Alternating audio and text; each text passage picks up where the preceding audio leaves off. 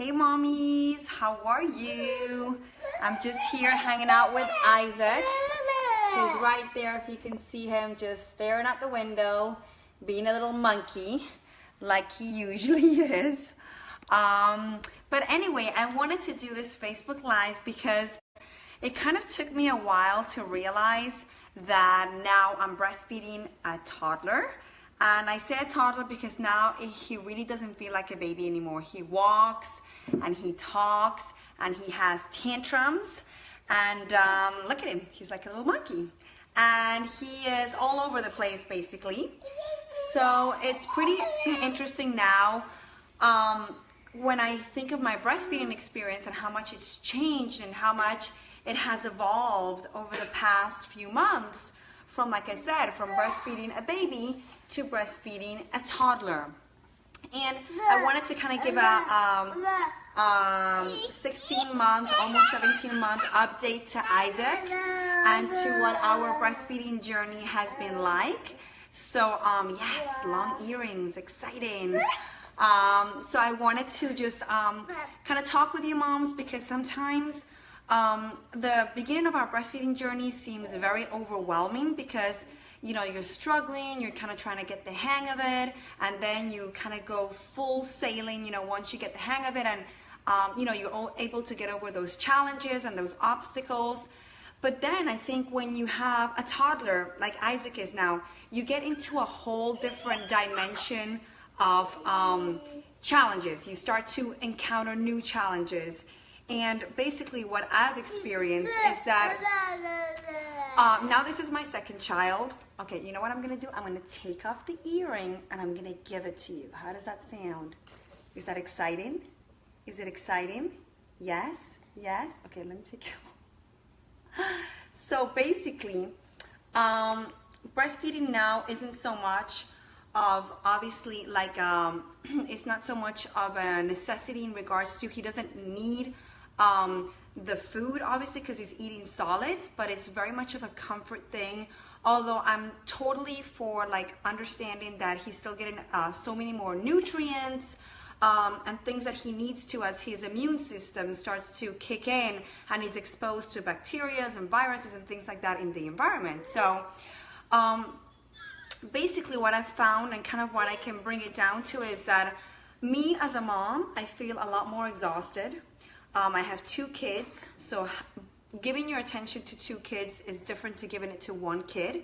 I'm not saying that it's double the work, but it just requires a lot more of you as a mom, and you give a lot more. And second, all that I found interesting that I've been reading upon lately is basically the fact that when you have 2 kids, hold on. When you have 2 kids, and this is something that I spoke with my brother about recently, when you have 2 kids, there's kind of like a fight for attention. So there was just 1 before, now there's 2. So sometimes I feel with Isaac that the boob thing is the one thing that he has exclusively because I don't tandem nurse.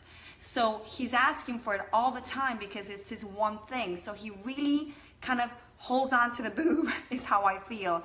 And he wants to nurse more now than ever before, and I think that's because now he's become so much more of a person and he realizes that Samuel, my other son, is around, so he has to fight for attention, and this is his way of getting attention, like, hey mom, get your boob out, it's my time. So that sometimes can be very exhausting and very kind of, oh my god, when am I ever going to be able to just sit down and I have a kid hanging from my boob? So that can be a little bit exhausting sometimes. The other thing too is I decided to co-sleep with my baby. Sometimes it's a blessing and sometimes it's a curse because sometimes it's like I'm sleeping and I can't even move. This child will not let go of my boob, so as soon as he maybe slips out of his mouth and I try to, move back and put my head on the pillow, it's like he's up again. So that is exhausting too. The other thing is too, with me that I've learned too in regards to breastfeeding and kids and being a mom is you're so quick to compare the number 2 to number 1, and I've really struggled with that because Samuel, although he is like a little hyperactive and stuff, he's a very independent kid, and he's very kind of like he does his own thing his own way. Isaac is very, very, I don't know if it's because we share such a connection and such a bond because we spend so much time together, but I feel that he really needs me emotionally a lot of the time. So that has made it kind of like, it's made it kind of like a little bit of a struggle, but at the same time, breastfeeding has helped too, because I can comfort him a lot better than I would if I wasn't breastfeeding him, because he has that emotional need to be with me, and it gives him the comfort he needs and the confidence he needs to go through his developmental stages and the stuff that he's going through. The other thing too is teething. Oh my God, I never realized, because like I said, with Samuel, I didn't have any teething issues. With Isaac, it feels like he's been teething since the day he was born, up to like last night. So that has been a real struggle, but I feel kind of blessed because I've learned so much, and it has made me become more patient, and it's really challenged me as a person too, to be able to deal with it and to be able to understand him too, because we tend to kind of like, oh my God, why is he crying again? Why is he moaning again? Why is he doing this again? But it kind of helps you understand, okay, this is the only way he knows how to communicate. He is in pain because I can see it, and he's frustrated. So again, there too, the boob has been a huge blessing because it really comforts him. Although it's not the only source of comfort, and I'm going to do a whole different video about all the amazing stuff that I've learned about helping with teething and remedies and trying to make it as natural as possible, because teething is a process and it doesn't just last a few days. It goes all the way to like 2 years old. So you have to learn how to deal with it in a way that is natural. You can't just give Tylenol to your kid every day, or so you have to kind of learn how to deal with it. So that's kind of what I've learned with in regards to dealing with a toddler and breastfeeding a toddler. So far, I mean, you can look at him right there. He has no intention to stop breastfeeding. Like, do not even think about it, Mom. This is like my place. It's so amazing when I see him nursing. It's like he's in heaven. Like, it's like sometimes I try and envision it, and I'm like, okay, I have to like put myself in his position. It's like when you're eating that like ice cream that you just love, that, oh, and you're just like, oh yeah, this is good.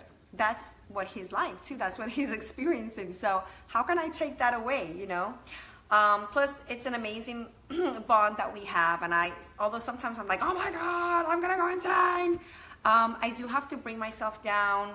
I've learned also to work like on positive vibes, the language that I use with my kids, the language that I use with him as a toddler too, because now, we're dealing with a whole set of new challenges, like I said, tantrums and things like that start to go on. So my tips are basically learn to relax, learn to take some time for yourself. And by that, it doesn't mean like hours or you have to go to a spa. It just means like 5 minutes.